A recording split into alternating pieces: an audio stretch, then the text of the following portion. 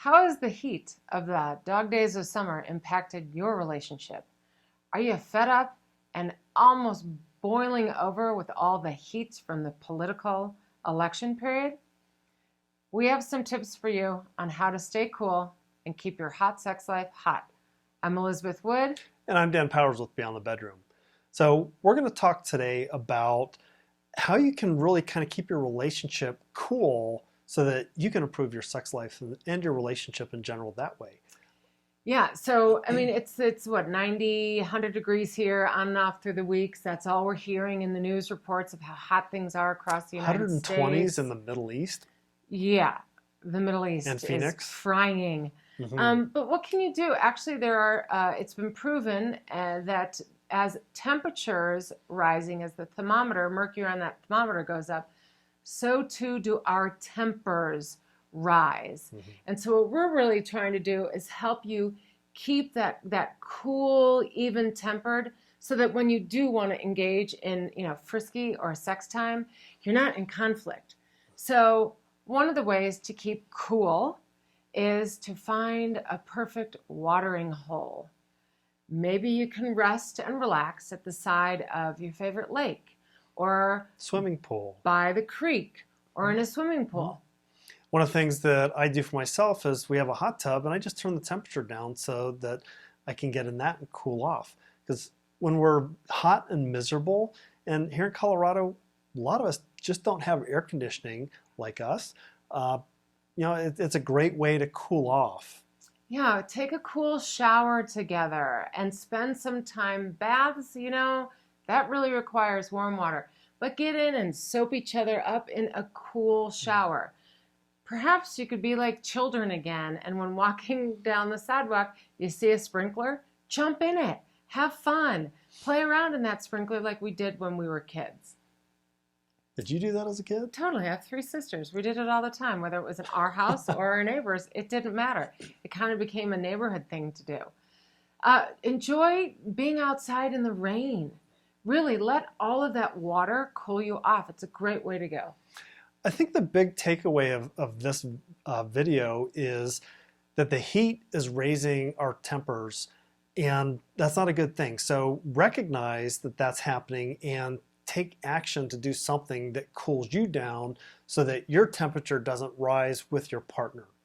So what would you do? Give them a tip for what you do when you feel like annoyed and irritated, which is truly due only to the heat. So when you're feeling that, what typically might you do? Yeah, some of the things that I do is I come into our basement, and it's much cooler in our basement. And being from Florida, I never actually had a basement. So in Florida, we could always go to the beach. I mean, I grew up on an island. So I grew up at the beach, go to the water, go any water, river, ocean, pools, whatever. Here, we go to some of the mountain streams, which are nice and cool. Now back to what you do to cool off. These are what I do. Okay. So I can go up into the mountains. I'll go for a motorcycle ride up to the mountains because as you go up in elevation, the temperature cools off. And mostly just kind of sit in my basement and do work there. Now our basement is an open plan, so it's not like I'm going into a big dungeon or anything like that. Although dungeons could be okay too, but that's not what I do. So what I do is I take a little time for myself. I might read in a cool part of the house underneath a fan with the fan blowing on me so I don't blow up at him. Remember, the whole part of this staying cool is really so that we don't create conflict in our relationship. What other ways are we using the word cool? Find cool, fun, interesting things to do with your partner. Perhaps that motorcycle ride. Get on the back of his or her motorcycle and take a ride to a different destination.